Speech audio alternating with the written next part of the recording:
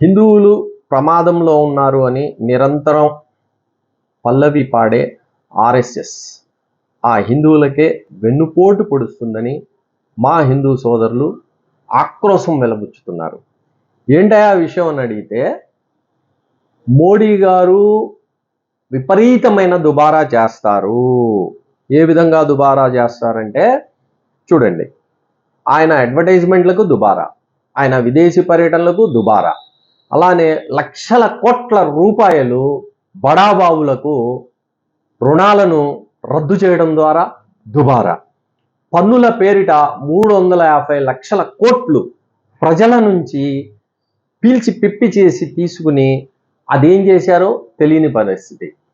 అలానే ప్రధానమంత్రి ఫండ్ అని, ప్రైమ్ మినిస్టర్ కేర్స్ అని ఒక ఫండ్ని తయారు చేసి దాంట్లో లెక్కాడొక్క ఎవరికీ తెలియదు. ఏ తర్వాత ప్రజలకు అర్థమవుతుంది ఏంటంటే, హిందువులు ప్రమాదంలో ఉన్నారని బీజేపీ ఆర్ఎస్ఎస్ ఎందుకు చెప్తుందంటే, వాస్తవంగా ఆర్ఎస్ఎస్ బీజేపీల వల్లే హిందువులు ప్రమాదంలో ఉన్నారని వాళ్ళు స్పష్టంగా చెప్తున్నారు. అర్థం చేసుకోవడంలో మనమే పొరపాటు చేశాం. మరి మీరేమనుకుంటున్నారో కామెంట్లో తెలియజేయండి.